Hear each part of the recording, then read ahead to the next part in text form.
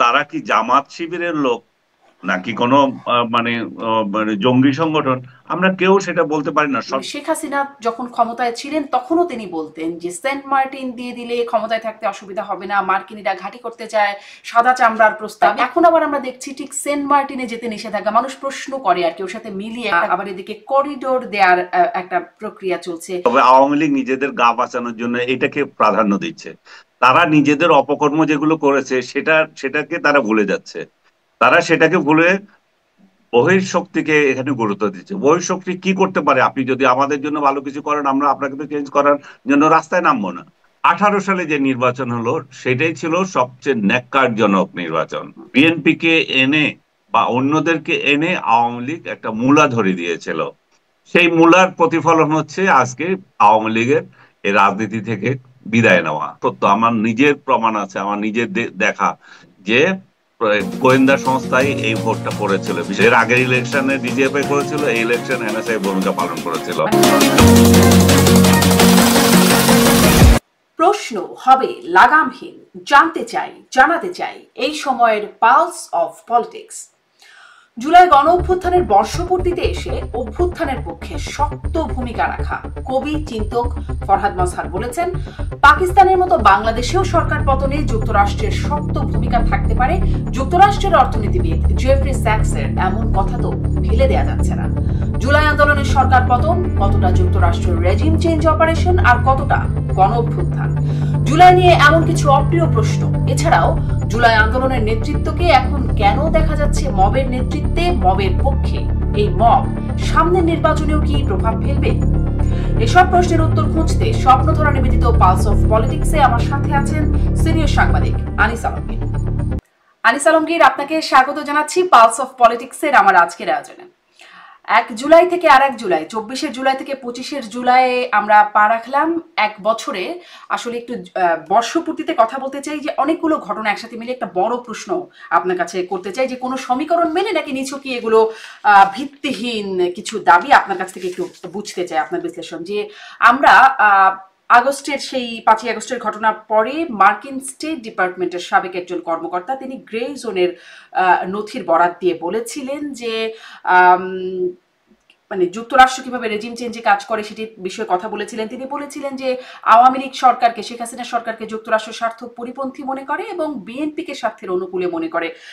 যুক্তরাষ্ট্র কিভাবে রাজনৈতিক অস্থিতিশীলতা তৈরির চেষ্টা করে, সরকারের প্রতি ঘৃণা সৃষ্টির কাজ করেছে, এই বিষয়গুলো তিনি বলেছিলেন। এবং শেখ হাসিনা যেটি দাবি করতেন যে মার্কিন ঘাঁটি বানানোর চেষ্টা ছিল এখানে, সেটির জন্য আসলে তার পতন হয়েছে, সেটিতে রাজি না হয়, সেটির বিষয়েও তিনি কথা বলেছেন। তারপরে জেফ্রি স্যাক্স, তিনি যুক্তরাষ্ট্রের কলাম্বিয়া বিশ্ববিদ্যালয়ের প্রফেসর, ইকোনমিস্ট, বিখ্যাত, তিনিও বলেছেন, সেটি হচ্ছে 19 আগস্ট 2024 তার যে প্রকাশিত ডকুমেন্টসে তিনি বলছেন যে বাংলাদেশে মানে পাকিস্তান এবং বাংলাদেশে শক্ত প্রমাণ পাওয়া যায় মার্কিনীদের মানে যোগাযোগ, রেজিম চেঞ্জ অপারেশনের পক্ষে তিনি বলছেন শক্ত প্রমাণ পাওয়া যায়।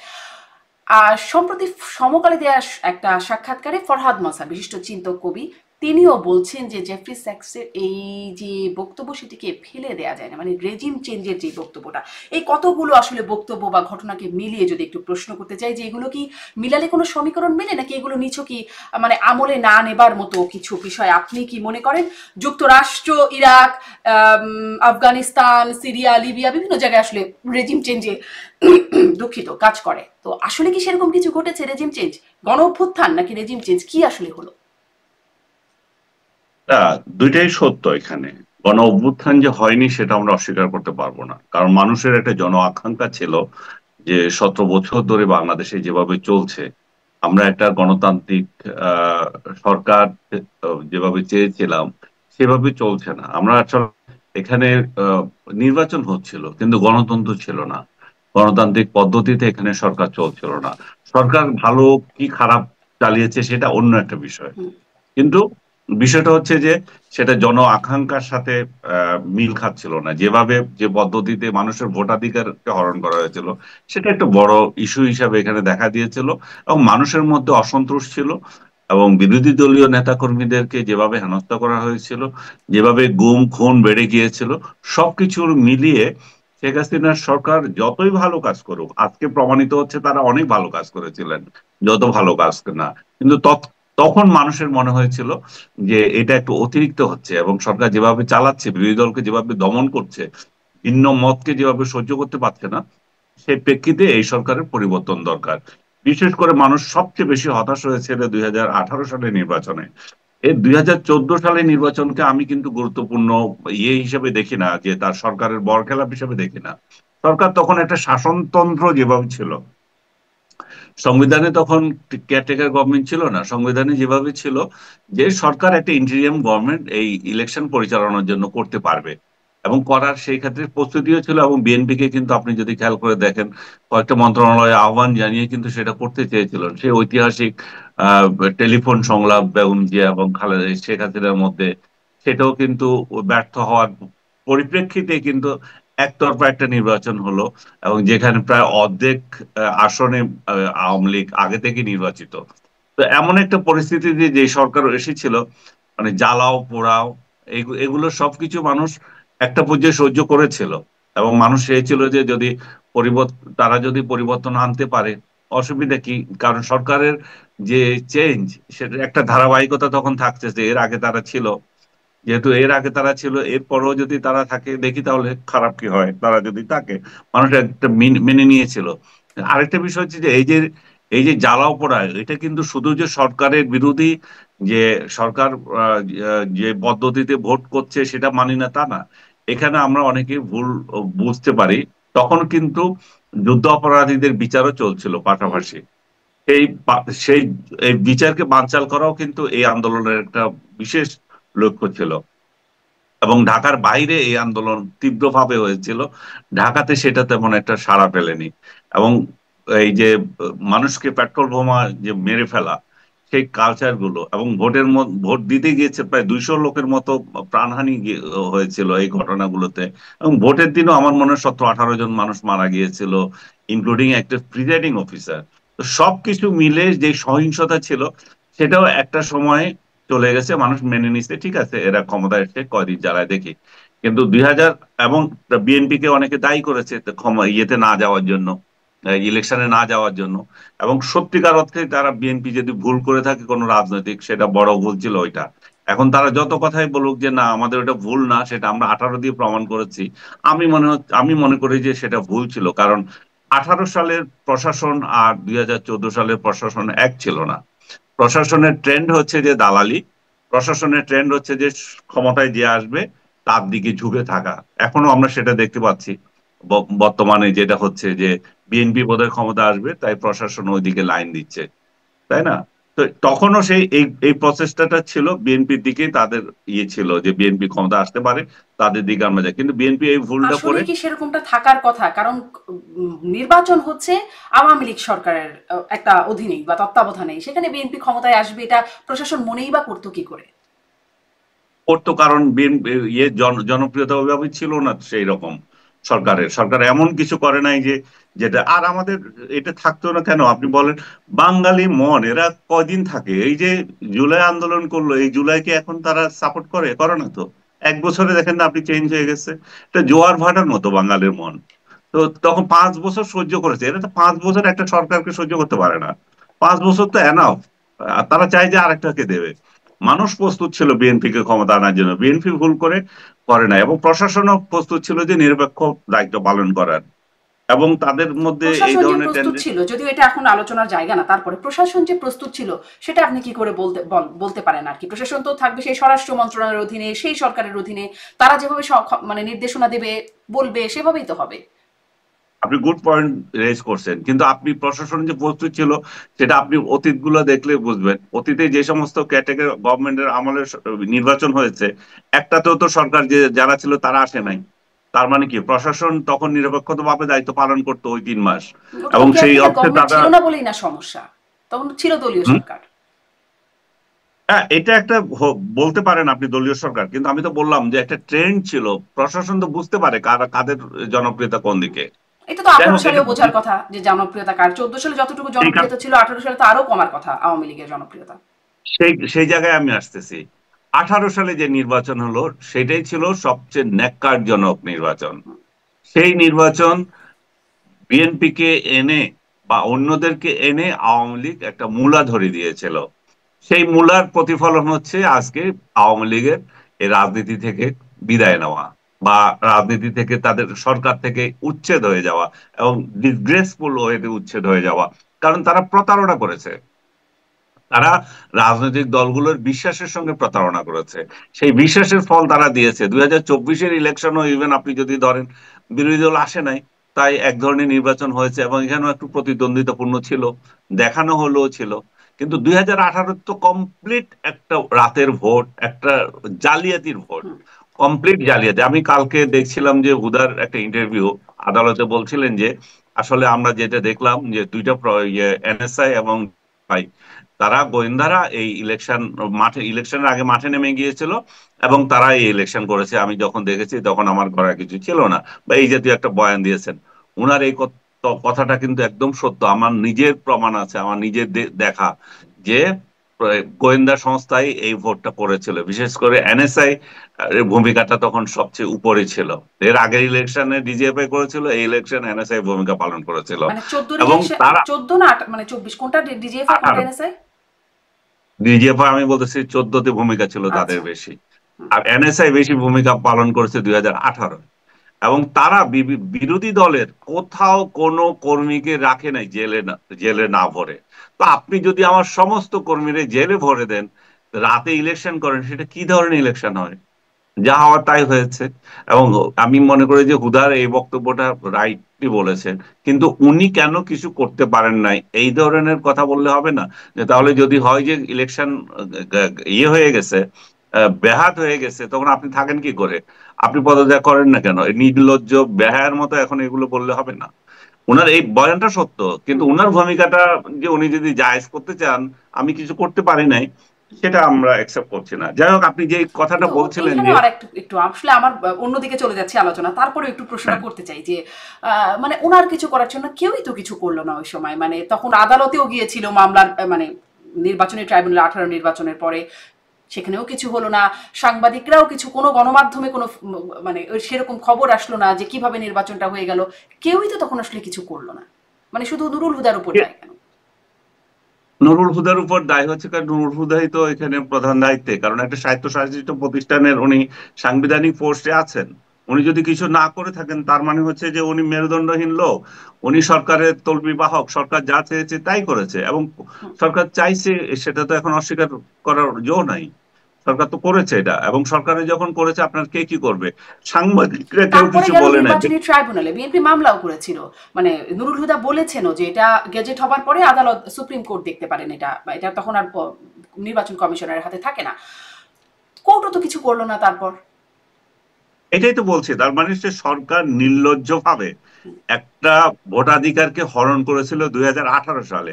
আমি বারবার বলছি, এটা 14 নয়, 24-এও না, এককভাবে এটা 18 সালেই সরকার নিজের পতন নিজে ডেকে এনেছে। আওয়ামী লীগ সরকারের যে একটা দল, সেটারও গলা টিপে হত্যা করেছে তারা তখন। অন্য সময় এটা আমলাদের হাতে তারা দিয়ে দিয়েছিল, কারণ তাদের আর এই যে আওয়ামী লীগের প্রেসিডেন্ট সেক্রেটারি যে থানা পর্যায়ে, এগুলো পুলিশ প্রশাসনের লালন ওসিরা এসপিরাই ছিল ওই দায়িত্বে, ইউনো ছিল, হুম। এরাই ছিল আওয়ামী লীগের দায়িত্বে। সো আওয়ামী লীগ প্রশাসনকে এত নিকৃষ্ট ভাবে ব্যবহার করেছে, সেটা 2018 সালে, এবং তার পরিণতি এখন এইভাবে হয়েছে। তো সেই জুলাই রিজিম যে চেঞ্জ, যেটা আপনি শুরুতে আমরা বলছিলাম, অভ্যুত্থানের যে বিষয়টা, অভ্যুত্থান এই জন্যই হয়েছে, এবং অভ্যুত্থানকে মানুষের যে জন আকাঙ্ক্ষা, সেটাকে আপনি বা বলতে পারেন না যে শুধু আমেরিকায় ঘটিয়ে দিয়েছে তাই হয়ে গেছে। অবশ্যই আমেরিকান এখানে ভূমিকা আছে। ডিপ স্টেট কথা বলা হচ্ছে আজকে, তাদের ভূমিকা ছিল, এবং মার্কিন দুইজন যে যাদের উদ্ধৃতি দিলেন, সেটাও ঠিক আছে। এবং কোনোটাই ইয়ে নাই, কারণ আপনি যখন আপনার যখন দুর্বলতা থাকে, সেই দুর্বলতায় অন্যরা সুযোগ নেই। মার্কিন প্রশাসনের সাথে ওই সরকারের বিরোধ ছিল, সেই বিরোধ তারা কাজে লাগিয়েছেন, এবং বরাবরই দেখা যাচ্ছে যে মার্কিন সরকার আওয়ামী লীগ সরকারের সাথে কখনো ভালো সম্পর্ক রাখে নাই, অতীতেও রাখে নাই। মানে কিভাবে তাদের তারা কাজে কোনো, লাগালো, মার্কিনিরা আসলে কি করলো? মার্কিনীরা কি করলো সেটা তো এই আন্দোলনে যারা অংশগ্রহণ করেছে তারাই বলতেছে। তাদের সাথে মিটিং ছিল, তাদের সাথে অর্থ ছিল, কাদের এগুলো তো এখন তারা স্বীকার করছে হুম। যে এবং মার্কিন তারপরে তারা দূত। বলল, এও বলল, আসিফ মাহমুদ যিনি নানান কাজে আলোচিত সমালোচিত, তিনি উপদেষ্টা বললেন যে তাদের 5ই আগস্ট সশস্ত্র বিপ্লবের প্রস্তুতি ছিল। মানে এই প্রশ্নটা আসে যখন তিনি অস্ত্র হাতে, মানে অস্ত্র হাতে ঠিক না, অস্ত্রের একটা অংশ নিয়ে বিমানবন্দরে চলে যাচ্ছে। তখনও আমার গত অনুষ্ঠানে আমার অতিথি প্রশ্ন করছিলেন যে তিনি কি চালাতে জানেন অস্ত্র, এবং তখনও এই প্রসঙ্গটা আসলো যে সশস্ত্র বিপ্লব, এই অস্ত্রগুলো তখন প্রস্তুতি যে ছিল, কোথা থেকে আসলো সেই অস্ত্রগুলো, কারা দিল, এখন কোথায় গেল, এই উত্তরগুলো কি পাওয়া যায়? আমার কাছে নাই। যারা এটা নিয়ে, যারা এই ধরনের রিপোর্টিং করে, তারা জানতে পারবে কোথায় উৎস ছিল। এখন আইএসআই এর কথা তো বলা হচ্ছে, আইএসআই এরও ইন্ধন ছিল এখানে, মার্কিন প্রশাসনের ইন্ধন ছিল। এটা কোনো অস্বীকার করার উপায় নাই যে এরা ছিল, এরা ইনভলভ ছিল এই আন্দোলনে। এখন যে সমস্ত উপদেষ্টারা নিয়োজিত হয়েছেন, এদের কয়জন এই জন আকাঙ্ক্ষার সাথে মিল রেখে এই আন্দোলন করেছিল, এই আন্দোলনে ছিল? তারা তো ছিল না। তারা তো উড়ে এসে জুড়ে বসেছে অনেকেই, যাদের সাথে মার্কিন লাইন আছে, যাদের সাথে মার্কিন যোগসূত্র তারা বহুদিন আগে থেকে মেনটেন করতেন। হুম। যে উপদেষ্টা নয়, শুধু প্রশাসনের বিভিন্ন জায়গায় তারা বসেছেন, এবং এখন সংবিধান পরিবর্তন সহ নানা কিছুতে তারা মত দিচ্ছেন। তো তাদের সাথে তো লিংক একেবারে আমরা এখানে অস্বীকার করতে পারছি না। এবং ফরহাদ মাজার যে কথাটা বলেছেন, যে এটা গণ অভ্যুত্থান, বাংলাদেশে যে গণ অভ্যুত্থান হয়েছে, যে সেটি বাস্তবে ছিল একটা রেজিম চেঞ্জ বা শাসন ব্যবস্থার পরিবর্তন, যার পেছনে ছিল আন্তর্জাতিক শক্তি, বিশেষ করে যুক্তরাষ্ট্রের প্রত্যক্ষ এবং পরোক্ষ সহায়তা। যে মার্কিন বিশ্লেষক, যার কথা আপনিও বললেন, জেফ্রি স্যাক্সের এই বক্তব্যকে তিনি এখানে প্রাসঙ্গিক করেছেন। তিনি বলেছে, যে জেফ্রি বলেছে যে পাকিস্তানে যেভাবে ইমরান খানকে হটানো হয়েছে, আমাদের কাছে সেরকম কোনো তথ্য নেই, বাট আমরা ধারণা করি যে বাংলাদেশও শেখ হাসিনা সরকারকে সেভাবেই হটানো হয়েছিল। হুম। এবং আহ, মানে সেখানে মানে শেখ হাসিনা যখন ক্ষমতায় ছিলেন তখনও তিনি বলতেন যে সেন্ট মার্টিন দিয়ে দিলে ক্ষমতায় থাকতে অসুবিধা হবে না, মার্কিনিরা ঘাঁটি করতে চায়, সাদা চামড়ার প্রস্তাব, এই কথাগুলো তখনও কিন্তু আমরা অনেক আলোচনা করেছি। এবং ক্ষমতা থেকে পতনের পরেও তিনি এই কথাটা বলছেন যে মার্কিনীদের ঘাঁটি বানাতে দিলে, সেন্ট মার্টিন বানাতে দিলে তিনি আসলে এই দেননি বলেই তার পতন ঘটিয়েছে মার্কিনিরা, মানে দোষ দিচ্ছেন মার্কিনিদের উপরে। আহ, এখানে তাহলে তার কথায় এখন আবার আমরা দেখছি ঠিক সেন্ট মার্টিনে যেতে নিষেধাজ্ঞা। মানুষ প্রশ্ন করে আর কি, ওর সাথে মিলিয়ে একটা রিলেশনশিপ পাওয়া যায় কিনা, সম্পর্ক আছে কিনা। সেন্ট মার্টিনে যেতে ফেব্রুয়ারি থেকে অক্টোবর পর্যন্ত সম্ভবত নিষেধাজ্ঞা আছে, পর্যটকরা যেতে পারছেন না। আবার এদিকে করিডোর দেওয়ার একটা প্রক্রিয়া চলছে। তাহলে আওয়ামী লীগ যেটি দাবি করে, তাদের মানে তাদের যে ফেসবুক পেজ আছে সেখানেও লেখে যে এই বিষয়গুলো তারা করেনি বাংলাদেশের স্বার্থে, কিন্তু এই সরকার করছে। এরকম দাবির কি কোনো ভিত্তি দেখেন আপনি, নাকি অমূলক? আমি একেবারে অমূলক মনে করি না, তবে আওয়ামী লীগ নিজেদের গা বাঁচানোর জন্য এটাকে প্রাধান্য দিচ্ছে। তারা নিজেদের অপকর্ম যেগুলো করেছে সেটাকে তারা ভুলে যাচ্ছে। তারা সেটাকে ভুলে বহিঃশক্তিকে এখানে গুরুত্ব দিচ্ছে। বহিঃশক্তি কি করতে পারে? আপনি যদি আমাদের জন্য ভালো কিছু করেন, আমরা আপনাকে তো চেঞ্জ করার জন্য রাস্তায় নামবো না। বহিঃশক্তি কতটা রাস্তায় আমাকে নামাতে পারবে? যখন আমার একটা গণতান্ত্রিক সরকার, আমার একটা আহ ভালো সরকার যাকে হটাতে চায়, তাকে আমরা কেন হটাতে দেব? হুম। আপনি নিজে সেই ফাঁদগুলো তৈরি করে দিয়েছেন। ফাঁদগুলো তৈরি করে দিয়েছেন, তারা সেই সুযোগ নিয়েছে। তারা যে নেয় নাই, তারা যে আসতে চায় নাই, আপনার বক্তব্য যে মিথ্যা, আমি সেটা কখনোই বলবো না। কিন্তু আপনি কি করেছেন সেটা হচ্ছে বিষয়। আপনি সেই সুযোগ দিয়েছেন কেন? হুম। কিন্তু আপনি আপনি তাদেরকে আনিস সেই আলমগীর সুযোগ একটু আগে দিয়ে। বলছিলেন যে আমাদের জনগণ 5 বছর কোনো সরকারকে সহ্য করতে পারে না। তাহলে যে কোনো সরকারের ক্ষেত্রেই কি যুক্তরাষ্ট্র এরকম একটা সুযোগ নিতে পারে, চাইলে করতে পারে, যেহেতু জনগণের মধ্যে একটা বিতৃষ্ণা আসলে সরকারে শেষ হতে হতে এসে যায়? আসে, কিন্তু আপনি যদি ভালো কাজ করেন, কেন কেন কিভাবে হবে? আপনার বহু বহু দেশে তো পারে না, মনে করেন গণতান্ত্রিক বহু দেশে তো মার্কিনের সেই সুযোগ নিতে পারে না। মার্কিন গণতান্ত্রিক দেশগুলোতে সেই সুযোগ নেই। সেটা করে তাদের স্বার্থেই করে, এবং তাদের সেই স্বার্থের কিছু লোক যদি থাকে, সেটা বাস্তবায়নের সুবিধা হয়। এখানেও মার্কিন স্বার্থের বাস্তবায়নকারী লোকগুলো ছিল। শেখ হাসিনার বাইরে সে ওরকম কিছু লোক পেয়েছিল। ডক্টর ইউনূস তাদের একজন। ডক্টর ইউনূস এর মার্কিন স্বার্থ সাথে যে ডক্টর ইউনূস জড়িত, সেটা তো কেউ অস্বীকার করবে না, উনি নিজেও অস্বীকার করবেন না যে না, আমি মার্কিন পুতুল না, আমি মার্কিনীদের পক্ষে কাজ করি না। সেটা তো উনি বলতে পারেন না, জোর গলায় তো উনি বলেন না। হ্যাঁ। তো উনি যদি বলতেন মানুষ বিশ্বাস করতো, এবং মানুষ এখনো বিশ্বাস করে যে ডক্টর ইউনূসের পেছনে আছেন। উনি যতই সাদা সিধা মানে বোলাবালা থাকেন যে আমি কিছুই জানতাম না, এটাও তো একটা মিথ্যাচার উনি করেছেন যে উনি কিছুই জানতেন না, এখানে যে হয়ে যাচ্ছে এরা শুধু যোগাযোগ করেছে। কিন্তু এই আন্দোলনকারীরাই বলছে যে আন্দোলনের সময়ও তার সাথে যোগাযোগ হয়েছে। এটা তো আছে, এভিডেন্স আছে, তো এখন আপনি নিশ্চয়ই দেখেছেন সেগুলো। ওনার সাথে যোগাযোগ করেছিল, উনি উনি তাদেরকে কি বলেছিলেন, কি পরামর্শ দিয়েছিলেন। কিন্তু ক্ষমতায় আসার আগে উনি এমন এক বয়ান দিলেন, উনি কিছুই জানেন না, উনি ঘুমিয়েছিলেন। হঠাৎ করে এরা অনুরোধ করেছে আপনি আসেন স্যার, আপনি ছাড়া হবে না। তা তো না। তো সবকিছু মিলিয়ে হয়েছে। ডক্টর ইউনূস এখানে ভেরি মাচ ইনভলভ ছিল এই আন্দোলনে, এবং doctor Yunus very much involve ছিল শেখ হাসিনাকে হটানোর ক্ষেত্রে। মার্কিনীদের স্বার্থ এখানে কাজ করেছে, সবকিছু করেছে। আমি এই সবকিছুর পরেও বলবো যে শেখ হাসিনা নিজেই তার পায়ে নিজে কুঠাল মেরেছেন, মানে দোষ নিজে এবং দায় জনগণকে শেখ বিশ্বাস হাসিনার, করেন। সেটি আপনি বলবেন হুম, যে এটি দোষ এবং দায় শেখ হাসিনা সরকার এড়াতে পারে না। আহ, হুম। আহ, কিন্তু যেটি তাহলে বলছিলাম যে আসিফ মাহমুদের সেই বক্তব্য যে সশস্ত্র বিপ্লবের প্রস্তুতি ছিল, আমরা দেখেছিলাম স্বরাষ্ট্র উপদেষ্টা তৎকালীন তখন ছিলেন ব্রিগেডিয়ার শাখাওয়াত, তিনি বলেছিলেন যে পুলিশের হাতে 7.62 যদি থেকেও মেনেও নিলাম যে পুলিশের হাতে এটা এটা থাকতে পারে, কিন্তু সিভিলিয়ানদের হাতে এটি আসলো কোত্থেকে? আমরা তখন দেখেছি, বিভিন্ন ফুটেজে দেখেছি আওয়ামী লীগের সংগঠন, অঙ্গ সংগঠন, যুবলীগ, ছাত্রলীগ পুলিশের সাথে অস্ত্র হাতে তারাও আন্দোলনকারীদের উপর হামলা করেছে। এখন আবার কিছু ভিডিও দেখা যায়, কিছু ভিডিও আসছে যেখানে আসলে অন্য আন্দোলনকারী পক্ষের মধ্যেও অস্ত্র দেখা যায়। এরকম কি কিছু আসলে, এমন কি কিছু এসেছে? মানে জুলাই আন্দোলনের জন্য এটি অপ্রিয় একটা বিষয় যে আন্দোলনকারীদের মধ্যেও সশস্ত্র, যেহেতু প্রস্তুতি ছিল, সশস্ত্র কেউ ছিল বা কোনো একটা অংশ ছিল, এরকম কি কোনো ধারণা বা কোনো তথ্য প্রমাণ এরকম কি কিছু আছে? ধারণা তো আছে, কারণ সরকার পক্ষ যেমন অস্ত্র ব্যবহার করছিল, এই পক্ষের হাতে যে অস্ত্র আছে সেটা তো তারা নিজেরাই স্বীকার করছে আমাদের অস্ত্র ছিল। এখনো আপনি ফেসবুকে দেখলে দেখবেন যে অনেকেই ভিডিও দিয়েছে যে আমার কাছে এই অস্ত্র ছিল, ওই অস্ত্র ছিল। তারপরে তারা অস্ত্র ব্যবহার করেছে। এবং সবচেয়ে বেশি আশ্চর্য হয়েছে আমি এটা যে ফট ফট ফট ফট করে এতগুলো ছেলে মরে যাচ্ছে। হুম। ভাই, বাংলাদেশের আন্দোলন তো আমরা অতীতও দেখেছি, তাই না? যে এত কাতারে কাতারে ছেলে তো মরে যেতে পারে না। এবং এবং এর মিছিলের মধ্য থেকে কিভাবে মরে যায়? তাহলে এখানে দ্বিতীয় একটা পক্ষ ছিল যারা এটা লাশ চেয়েছিল, যারা এখানে লাশ দিয়ে রাজনীতি করতে চেয়েছিল। এই লাশে আন্দোলনকারীদের মধ্যে কেউ না কেউ ছিল। এবং কারা সেটা? তারা কি বিদেশি গোয়েন্দা সংস্থার লোক? তারা কি কোনো দেশীয় গোয়েন্দা সংস্থার লোক? তারা কি জামাত শিবিরের লোক? নাকি কোনো মানে জঙ্গি সংগঠন? আমরা কেউ সেটা বলতে পারি না। সরকারের উচিত ছিল তার সেটা তদন্ত করে বের করা। যে যেভাবে আপনি বললেন ব্রিগেডিয়ার সাখাওয়াত সেই লাইনে কথা বলো যখন শুরু করেছিল যে এগুলো কোথা থেকে আসলো, উনি ইনোসেন্ট এটা বলছেন আমি মনে করি। যে উনার বা ইনোসেন্ট বলবো না, আমি বলবো যে উনি নিরপেক্ষতার দৃষ্টিতে বলছেন যে ঠিক আছে সরকার মেরেছে আমরা বললাম, কিন্তু এইগুলো তো সরকারের কাছে না, এগুলো কোথা থেকে আসলো এই ধরনের গুলি? তার বলি তো তিনি সঙ্গে সঙ্গে হয়ে গেলেন, তাই না?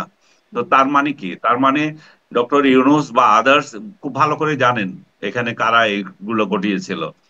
আদারওয়াইজ তাকে কেন পরিবর্তন করতে হবে একটা কথা বলার জন্য? এবং তাকে কেন আহ, আহ, এবং তাকে হটিয়ে আজকে আমরা কি পেয়েছি? আমরা একটা মব রাজত্ব পেয়েছি, যেখানে একটা শৃঙ্খল আসার কথা ছিল, যে একটা প্রশাসনে, যেখানে এখন একটা মব রাজত্ব তৈরি হয়ে গেছে, যেখানে যে যে যে কাউকে যে কোনো সময় আক্রমণ করা যায়, থানা আক্রমণ করা যায়, এবং থানা আক্রমণ, থানা লুট করা যায়, থানা থেকে আহ, আসামি ধরে নিয়ে নিয়ে যাওয়া যায়।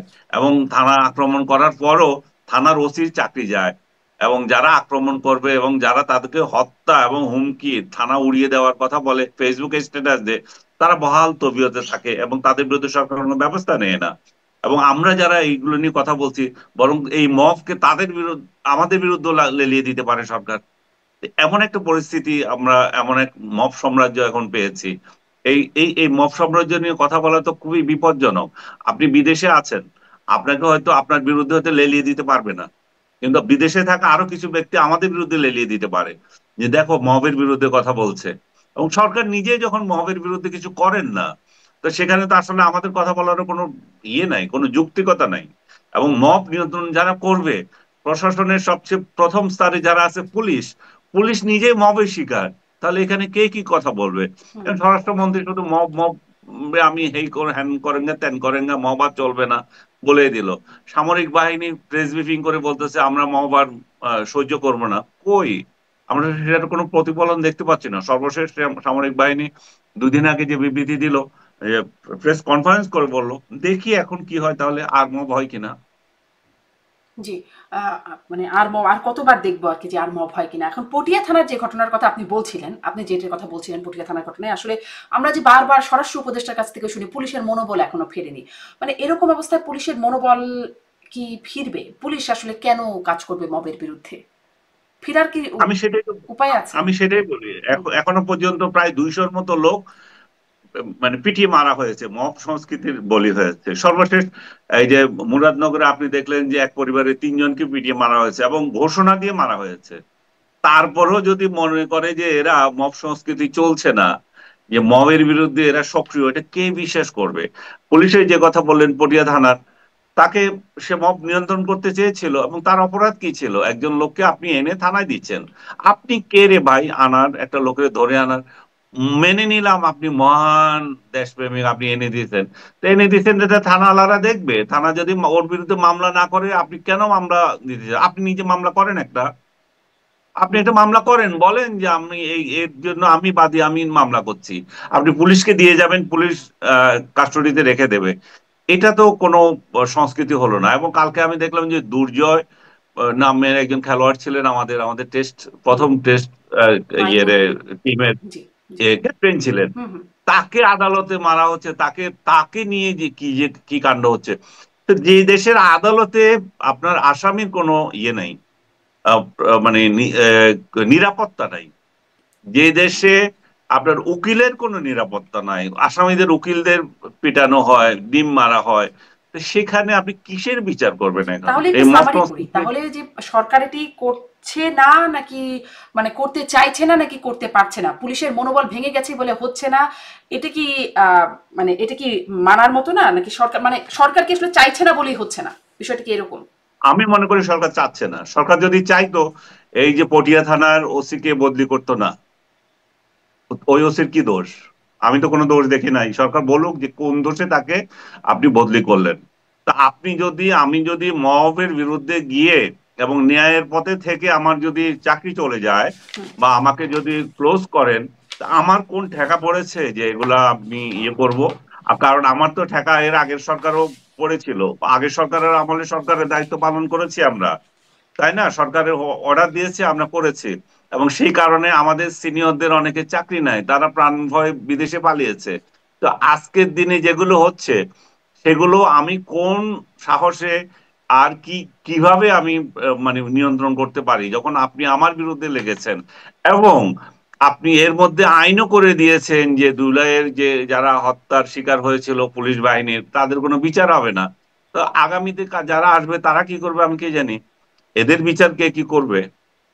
মানে আমরা তো দেখছি যে পুলিশের মনোবল কিভাবে আসবে, মনোবলের রাখার মতো কি কার্যক্রম সরকার করছে? যে ঠিক আছে, একটা ঘটনা ঘটে গেছে, জুলাই শেষ হয়ে গেছে, এখন যারা আছে তাদেরকে আমরা যথাযথ দায়িত্ব পালন করতে দিই, সেটাও তো দিচ্ছে না। আপনি ওই জায়গাও তো দিচ্ছেন না। তো ওই জায়গায় যদি না দেন, আপনি কিভাবে মনে করেন যে মনোবল ফিরবে? কিভাবে আপনি আশা করেন যে আগামী ফেব্রুয়ারি কিংবা এপ্রিলে একটা নির্বাচন হবে, সেই নির্বাচনে এই আইন শৃঙ্খলা রক্ষার দায়িত্বে এই পুলিশগুলো পালন করতে পারবে? সেখানে মব কেন্দ্র দখল করবে না, যার যেখানে ক্ষমতা আছে। তো সবকিছু কিন্তু মানে একটার সঙ্গে একটা রিলেটেড। আগামী ইলেকশন যে একটা হুম। ভয়াবহ ভায়োলেন্স পূর্ণ হবে, সেটার একটা নির্দেশনা, মানে সেটা একটা ইঙ্গিত এখানে রয়ে গেছে। যদি কখনো ইলেকশন হয়, আর কি, এখনো তো সবার সন্দেহ যে ইলেকশন হবে কিনা, কারণ ইলেকশন যে করতে যাবেন সেই প্রস্তুতিতে নির্বাচন কমিশন নিজেই নেয় নাই এখনো। যদিও বলছে যে আমরা প্রস্তুত, কেমন প্রস্তুত?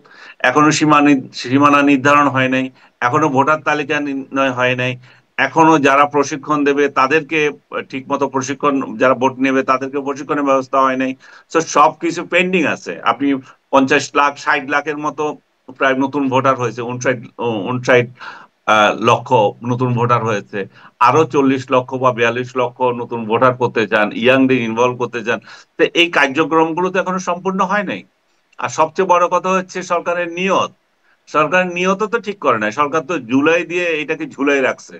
যে জুলাই এটা দিয়ে জুলাইতে সনদ হবে, সনদ দিয়ে এটা ঝুলে আসছে, যে হুম। জুলাই সনদ যদি না হয় তাহলে হচ্ছে না। এখন সনদ কোথায়?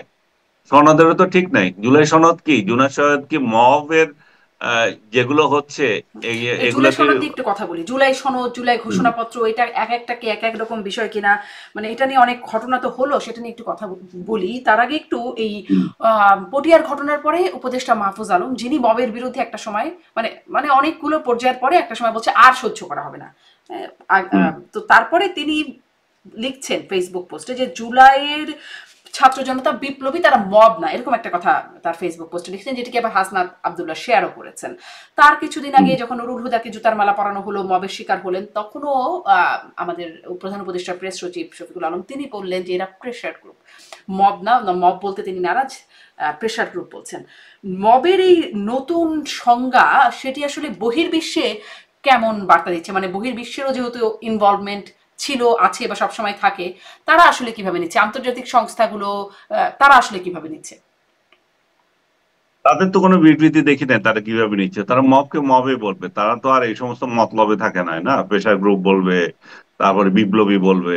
তারা তারা তো আর তাদের তো ঠেকা পড়ে নাই যে তারা এটাকে সার্টিফিকেট দেবে। তারা মবকে মবেই বলবে, সাধারণ বাংলাদেশের সাধারণ জনগণ যেভাবে দেখে সেভাবে বলবে, তাই না?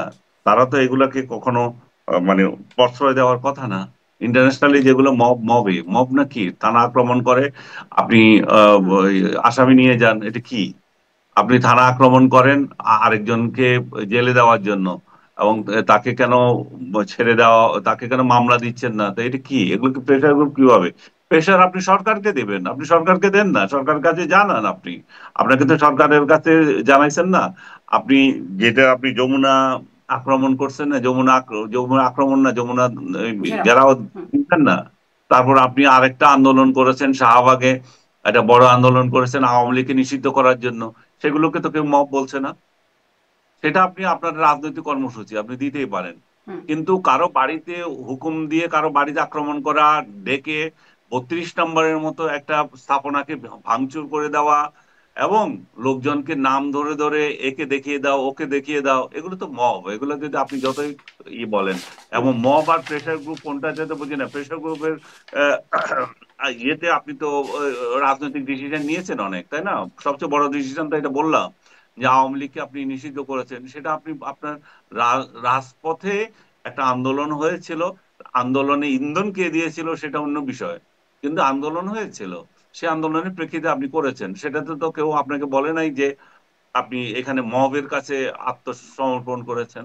কিন্তু মব কোনটা আর মব কোনটা না সেটা তো মানুষ বুঝে, হুম। তাই না? একটা বাড়িতে আপনি যখন বলেন যে অমুক বাড়িতে আক্রমণ করা হবে, আহ, ঘোষণা দিয়ে, এবং সেই বাড়িতে গিয়ে 3জন ব্যক্তিকে তাদের আপনি হত্যা করেন, এবং সেটা কোনো, আপনি আপনার একটা অজুহাত দেন যে তারা এই কাজে জড়িত ছিল, এই মাদকে যুক্ত ছিল। মাদকে যুক্ত ছিল, তাহলে থানা কি করছে? তাই না? তার বিচার কি মেরে ফেলা? তাহলে তো যে কেউ যে কাউকে এরকম ঘোষণা দিয়ে মেরে ফেলতে পারে। তাহলে এটা যদি মব না হয়, এটা যদি প্রেশার হয়, তাহলে তো আর সরকারের দরকার কি? জি। একটু আসি যে এই লালমনিরহাট ঘটনার দুঃখিত পটিয়ার ঘটনার পরে একটা মানে সম্প্রতি সার্জিস আলমের একটা পোস্ট দেখছিলাম। তিনি লিখছেন তারেক রহমান এবং মির্জা ফখরুল ইসলাম আলমগীরকে ট্যাগ করে, আপনি দেখেছেন নিশ্চয়ই। তিনি হুম, লালমনিরহাট জেলার পাটগ্রাম উপজেলায় সেখানে বালুর সাইটগুলো থেকে প্রতিদিন গাড়ি প্রতি 500 থেকে 1000 টাকা পর্যন্ত চাঁদাবাজি করা হয়, এই বিষয় উল্লেখ করে তিনি বলছেন এর সাথে বিএনপি নেতাকর্মীদের সংশ্লিষ্টতা, এবং দুজনকে গ্রেপ্তার করা হলে স্বেচ্ছাসেবক দলের কয়েকশো নেতাকর্মী সে থানাও ঘেরাও করে, ভাঙচুর করে এবং ওই চাঁদাবাজদেরকে ছিনিয়ে নিয়ে যায়। জেলা পুলিশ সুপার পরবর্তীতে হাতিবান্ধা থানা থেকে পুলিশের এক্সট্রা ফোর্স সহযোগিতা চাইলে হাতিবান্ধা থানার বিএনপি নেতাকর্মীরা সেই থানাও অবরুদ্ধ করে রাখে। এভাবে বিএনপি নেতাকর্মীরা যদি মাঠ পর্যায়ে ক্ষমতার অপব্যবহার করে চাঁদাবাজি লুটপাট শুরু করে, তা কিংবা চাঁদাবাজদের প্রোটেক্ট করে, তাহলে দেশ সংস্কার কিভাবে হবে? এই প্রশ্ন করছেন সার্জিস আলম, এনসিপি নেতা, যেখানে পটিয়ার ঘটনাতে আবার এনসিপির সবাই খুব বিপ্লবীদের আন্দোলনকারীদের পক্ষে। আপনি এই সার্জিস আলমের এই পোস্টটাকে আপনি কিভাবে দেখেন? আমি সাজিদ আলমের বক্তব্যকে সমর্থন করি। কারণ সে যেটা বলছে সেটা তো সত্য। আপনার লোকেরা চাঁদাবাজি করবে, এবং চাঁদাবাজদেরকে পুলিশ যখন ধরে তখন তাকে ছিনিয়ে আনবে। তাহলে এখানে আইনের শাসন কোথায়? এখানে কিভাবে তাহলে এই সাদা পুলিশ কিভাবে কাজ করবে? কিন্তু সাজিদ আলমের যেটা হচ্ছে হিপোক্রেসি, সেটা হচ্ছে যে পটিয়ার ব্যাপারে সে বলে নাই। পটিয়ারটা ঠিক আছে, পটিয়ারটা মব না, এটা মব। বা হান্নান এটা হচ্ছে মাসুদ যখন থানা হিপোক্রেসি। থেকে গিয়ে চাঁদাবাজদের ছাড়াই নিয়ে আসে। সেটাই, হান্নান মাসুদও তাই করেছিল। এবং সে নিজেও তো গেছে, সাজিদ আলম নিজেও তো ইয়েরে আহ, জাতীয় পার্টির প্রেসিডেন্ট যে ইয়েতে জি গোলাম এম কাদের, কাদেরের হ্যাঁ। বাসা আক্রমণ করেছিল, জিএম কাদেরের বাসায় যে আক্রমণ করেছিল, সেই সন্ত্রাসী গোষ্ঠীকে যখন পুলিশ এবং আর্মি ধরেছিল, তখন সাজিদ আলমই তো তাদেরকে তার থেকে রক্ষা করেছিল। তার মানে হচ্ছে যে আমরা যখন করব সেটা মব না, অন্যেরা করলে মব। আমি দুইটাকে মব ধরি, এবং সাজিদ আলম যে বক্তব্য দিয়েছে সেটা আমি 100% সমর্থন করি। যে কেন বিএনপি এটা করবে, কেন বিএনপি তো এটা অ্যাকশন নেওয়া উচিত। আজকেও দেখছি ধর্ষণ, অপকর্ম, যা কিছু আছে, ওই মিরপুরে কোন একটা হোটেলে তাদের কর্মকর্তা, তাদের কর্মী ঢুকতেছে, সেখানে ঢুকে হোটেল থেকে নারীদেরকে পিটাচ্ছে। বিএনপি তো মানে করছে না এমন কোনো কর্ম নাই। এখন প্রতিযোগিতা হচ্ছে আসলে কে বেশি পারে, বিএনপি পারে না এনসিপি পারে। জি। তাহলে সামনের দিনে ২৪-এ যে নির্বাচন, সেখানে আপনি বলছিলেন, দুঃখিত, ২৬-এর যে নির্বাচন হতে পারে ফেব্রুয়ারিতে, বা ফেব্রুয়ারি থেকে জুলাইয়ের মধ্যে যেই হবার কথা, সেই নির্বাচনটা হলে তা কেমন হবে? ২৪-এর নির্বাচনে যেমন অপশন ছিল না, মানুষের হাতে আওয়ামী লীগে ছিল বা আওয়ামী লীগের সাথে অন্য দলগুলো ছিল, আপনি ২৬-এর নির্বাচনের আগে এই প্রেক্ষাপট বলছেন যে বিএনপি এরকম করছে, জামাত এরকম করছে, তাদের হাতে আসলে আহ, মানে অপশন বা বিকল্প কতটা আছে? মানুষের হাতে কোনো বিকল্প নাই। মানুষ হয় ভোট দিতে যাবে না, একটা বিরাট অংশ ভোট দিতে যাবে না। এবং এই বিরাট অংশ ভোট দিতে যাবে না দুইটা কারণে। একটা হচ্ছে আওয়ামী লীগের সমর্থকরা যে কাকে ভোট দেবে, তাদের যদি আওয়ামী লীগ ক্ষমতায় ইয়েতে মানে ভোটে অধিকার না পায়, তাহলে তারা সেই ভোট ভোট বঞ্চিত বঞ্চনাতে যাবে, মানে এটা কি বলে বাদ, বয়কটে যাবে। একটা অংশ হচ্ছে যে সে তো জানে কে নির্বাচিত হবে, হয় বিএনপি শক্তিশালী প্রার্থী থাকলে সে হবে, আর জামাত যদি ওখানে একটু শক্তিশালী থাকে সে হবে। আমার কোন ঠেকা পড়েছে যে এখানে যায় এই লাঠালাঠির মধ্যে অংশ নেওয়ার জন্য? কতগুলো আছে, যেমন আপনার এই যে দেখেন না আপনি 24-এর ইলেকশন, 24-এর ইলেকশনে বহু লোক তো ভোট দিতে যায় না। এখানে মানে আহ, কর্মকর্তা যারা ছিল তারা মানে ভোট দেখিয়েছে। আমার যে ধানমন্ডি এলাকায় যে ইলেকশন হয়েছিল, সেখানে অন্তত 40-50 হাজার ভোট বাড়তি করে দেখাইছে অফিসার, আমি নিজেই জানি। আমি জিজ্ঞেস করছিলাম ওদেরকে, তোমরা কি এটা কি, বলে যে ভাই রাতের বেলা আমাদেরকে এটা দেখাইতে হয়েছে। আর মানে প্রায় 50 হাজারের মতো ভোট তারা নিজেরা দেখাইছে, সিল টিল মারা বা লিখে দিছে আর কি। এটা সিল মারারও কি দরকার যখন নিজেরা থাকে? তো এখানেও ঠিক একতরফা যখন ভোট হবে, আমি যেটা বলছিলাম যে যখন একতরফা ভোট হচ্ছে কিন্তু পাবলিক কিন্তু ভোট দিতে যায় নাই। আমি যে নির্বাচন কেন্দ্রে গিয়েছি, আমি তো সাংবাদিক হিসাবে যাব, দেখবো, আমার সব ভোটে আমি যাই, আমি দেখি। আমি দেখেছি পর্যবেক্ষণ করার জন্য, আমি দেখলাম যে মানুষ ভোট দিচ্ছে না। আমি যে কেন্দ্রে ভোট দিয়েছে সেখানে 20% ও তখনও হয় নাই, বা 20%-এর মতো। আমি জিজ্ঞেস করছি কে, তো মানে এটার প্রধান কারণ ছিল যে ওরা তো জানে কে নির্বাচিত হবে, একজন পার্টি আওয়ামী লীগের প্রার্থী ছিল, বাকিদের কোনো অস্তিত্বই নাই। তো এরকম একটা ভোটে তার নিজের দলের লোকেরা তো ভোট দিতে যাবে না। ঠিক, হয়তো এত বছর পরে ইলেকশন হবে, সে যদি আদৌ ইলেকশন হয় আর কি, তো সেই জায়গায় অনেকে হয়তো উৎসাহী হয়ে দেখতে যাবে। কিন্তু একটা অংশ একটা ভোট দিতে যাবে না, যারা আওয়ামী লীগের সঙ্গে জড়িত। আরেকটা অংশ যারা এই ধরনের ভোটে হাঙ্গামা দেখতে চায় না, তারাও যাবে না, যে আমি ভোট না দিলেও তো জিতবে। এখানে যেটা হবে সেটা হচ্ছে, যেখানে প্রতিদ্বন্দ্বিতাপূর্ণ এলাকাগুলো থাকবে, যেখানে বিএনপি আওয়ামী লীগ কাছাকাছি অবস্থানে থাকবে, যে কেউ জেতার সম্ভাবনা থাকবে, সেখানে প্রচুর মারামারি হবে এবং সেখানে কেন্দ্র দখল হবে। সেখানে পুলিশ নিষ্ক্রিয় হিসেবে থাকবে যদি এই প্রশাসন থাকে, এবং সেনাবাহিনী অবশ্যই রাস্তায় থাকবে। আমি জানি না সেনাবাহিনী কতটা সক্রিয় তখন থাকে। তো যে যতটাই থাকুক, সেখানে একটা সহিংস নির্বাচন আমাদের জন্য অপেক্ষা করছে। আমরা এবং দেখতে পাচ্ছি যদি এই পরিস্থিতি চলতে থাকে। জি, সামনে তাহলে মানে এটি তো খুব ভালো কথা না, অশনি সংকেতই বলা যায়। একটু জানতে চাই, মাঝখানে কিছুদিন আগে দেখলাম প্রভাবশালী online activist, YouTuber Pinaki Bhattacharya, তিনি বলছেন চুপ্পু আউট, এরকম একটা শুনলাম, একটা কন্টেন্ট করছেন আবারও, মানে চুপ্পু আউট সেটা তো আগের কথা, আবার নতুন করে লিখছেন যে নতুন রাষ্ট্রপতি কে হবেন, নতুন রাষ্ট্রপতি হবেন বিএনপি চেয়ারপারসন খালেদা জিয়া।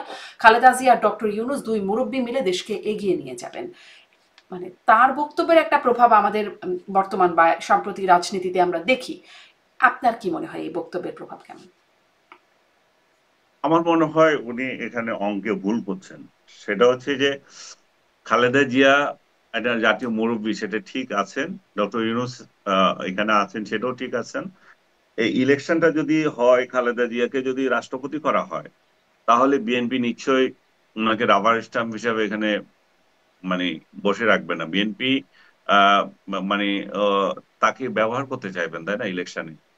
তো কোনো না কোনো ভাবে একটা প্রভাব এই ইলেকশনে পড়বে, এবং সেটা বিএনপির প্রতিদ্বন্দ্বী এখন যারা আছে, জামাতে ইসলামী, জামাতে ইসলামকে এটা ছেড়ে দেবে? হুম।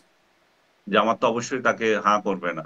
তো খালেদা জিয়া আহ শারীরিকভাবে এই দায়িত্ব পালন করতে সক্ষম কিনা আমি সেই প্রশ্ন তুললাম না। শুধু একেবারেই যেটা অমূলক যেটা হচ্ছে, সেটা হচ্ছে যে জামাত এখানে কোনো সমর্থন দেবে না। আর জামাত যদি সমর্থন দিয়ে থাকে, তাহলে তো এই খালেদা জিয়া তখন তার বিএনপি হিসাবে তাকে ট্রিট করা হবে না। উনি দেশের একজন নাগরিক, অন্যভাবে দেখা হবে যে ঠিক আছে, দুইজন মুরব্বী মানুষ মিলে একটা ইলেকশন করছে। কিন্তু আমার মনে হয় না এত সহজ সরল অঙ্ক যে প্যারিসে বসে উনি বক্তৃতা দিয়ে দিলেন এটা হয়ে যাবে। ওইটা হয়ে যাওয়ার জন্য উনি যাদেরকে মানে তেল মারেন, যে জামাতে ইসলামী, জামাতে ইসলামী মানবে কিনা আগে সেটা দেখতে হবে। জামাতে ইসলাম তো মানবে না। উনার যে মুরিদ গুলা আছে, যে মগবাজারের অনুসারী, তো তারা হয়তো এ, উনাকে মানেন, উনার কথা শুনেন, কিন্তু এই ইস্যুতে তাকে মানবেন আমার বিশ্বাস হয় না। হুম। বিএনপির হয়তো কেউ মানতে পারেন, আবেগে খেলায় হয়তো কেউ বলতে পারবে বড়, কিন্তু বিএনপির সেন্ট্রাল নেতৃত্ব যে এটা চায়, আমি তো মনে করি না। কারণ তারা কেন খালেদা জিয়াকে এখানে রেখে একটা ইলেকশন করবে, যেখানে তারা বিজয়ী হলে সেটা কলঙ্ক আসতে পারে? তারা তো এই দায়িত্ব নেবে না। এই দায়িত্ব ছাড়াও তো তারা জিততে পারে। চুপ্পু থাকলে কি না থাকলে কি? চুপ্পুকে চুপ্পু তো একটা একটা জাস্ট সাংবিধানিক পোস্ট হিসাবে বসে আছেন। উনি একটা গৃহবন্দী রাষ্ট্রপতি। তার কোনো বক্তব্য দেখেছেন গত 11 মাসে? কোনো বক্তব্য আছে যে শপথ গ্রহণ করানো ছাড়া? তাহলে এই লোককে সরালে কি না সরালে কি? এই লোক কার বাড়া হাতে মানে বলে যে কি নষ্ট করছে? উনি তো কিছু করছেন না। উনি এমন কিছু করার ক্ষমতা উনি রাখেন না। হুম। ক্ষমতা হয়তো রাখেন, কিন্তু সেটাতে এই এই মুহূর্তে উনি সাংবিধানিক ভাবে হয়তো রাখেন, কিন্তু এই মুহূর্তে তো উনি কিছু করতে করার হুম। মতো কিছু নাই। উনি উনার সাংবিধানিকভাবেও উনার প্রেসিডেন্ট খুব বেশি ক্ষমতা আসলে খুব দু একটা জায়গা ছাড়া খুব ক্ষমতা নাই। না না, একেবারে একটা রাখেন না জায়গায় তা না, ক্ষমতা। কিন্তু কিছুটা তো রাখেন। কিন্তু সেটাও তো উনি এখানে রাখতে পারবেন না। হুম। তো উনি হয়তো পদত্যাগ করতে চান, পদত্যাগও করতে পারছেন না। এমনও তো হইতে পারে। আমরা কি জানি যে উনি উনি খুব সুখে আছেন, উনি থাকতে চান? কারণ উনার বক্তব্যই তো আমরা শুনতে পাচ্ছি না। উনি তো গৃহবন্দী বললাম। তা একটা গৃহবন্দী রাষ্ট্রপতিকে নিয়ে এত মাথা কামানোর কি আছে? জি। কিন্তু কেন এত মাথা ঘামানো হয় সেটাও একটা প্রশ্ন। এই মাথা ঘামানো যারা মাথা ঘামান তাদের সাথে কোনো মানে একটা যোগসূত্র কিছু থাকলে সেটি কেমন আছে কিনা আপনার বিশ্লেষণ জানতে চাই। যে ধরুন এই যে চুপ্পু সরতে হবে, রাষ্ট্রপতির থেকে সরাতে হবে, এটি পিনাকি ভট্টাচার্য বলছেন, এটি বলছেন আমি যার বক্তব্য দিয়ে শুরু করলাম ফরহাদ মাজহার, এনসিপি, তারা এই বিষয়টি বলেন। আরও সাথে সাথে যে বিষয়গুলো নতুন সংবিধান চান, জুলাই ঘোষণাপত্রের কথা বলছেন, অন্তর্বর্তী হুম। সরকারের মেয়াদটা দীর্ঘ করার বিষয়ে, এই বিষয়গুলোতে সবাই একই রকম কথা বলছেন। আসলে এদের যোগসূত্রটা আছে কি কোনো, নাকি এক একজন যার যার মতো করে বক্তব্য দিচ্ছে এখনো? কারণ আমরা জানি জুলাই অনেক যোগসূত্র ছিল, সেগুলো পরবর্তীতে আর নাই, একে অপরের মধ্যে অনেক অভিযোগ। এখন এদের মধ্যে কোনো যোগসূত্র দেখেন? না, আমি ফরহাদ মাজারের বক্তৃতাটা কমপ্লিটলি 360 ডিগ্রি উল্টা। যে লোক যেগুলোর জন্য অভিযুক্ত, সে এখন এগুলোর জন্য অন্যকে অভিযুক্ত করছে। আপনি আপনি শুরুতে বলছিলেন যে তার ইয়েটা তার তার যে আজকেও সে প্রথম আলোতে যেটা লিখেছে, আমি 2 লাইন যদি আপনাকে শোনাই। নিশ্চয়ই। যে অন্তর্বর্তীকালীন উপদেষ্টা সরকার লুটেরা। আপনি তার ভাষাগুলো দেখেন।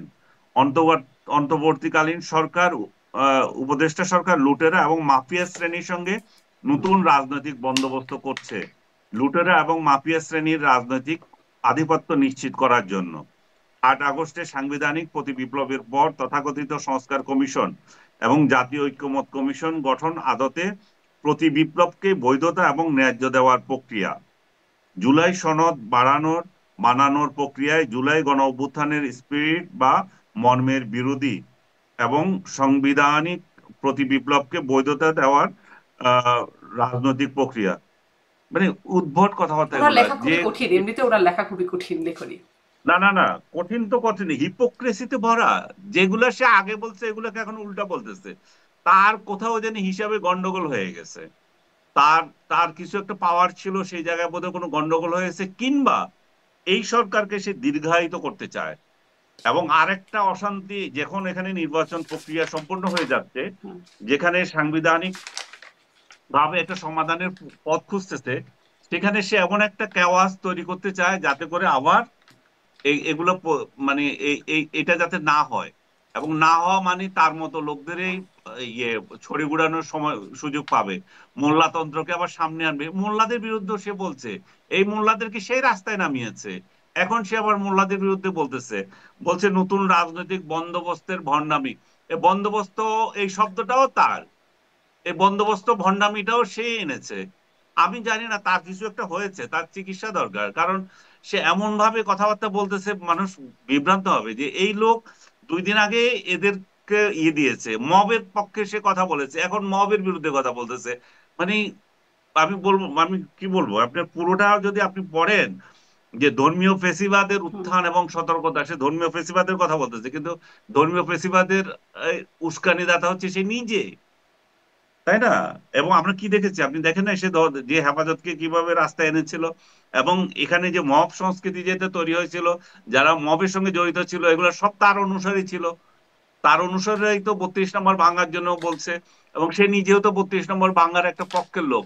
সে নিজেই তো তখন বলেছে শেখ হাসিনার যে বক্তৃতা, সেটার মাধ্যমে এগুলো হয়েছে। 32 নম্বর যারা ভাঙছে তাদেরকে সে দায়ী করে না।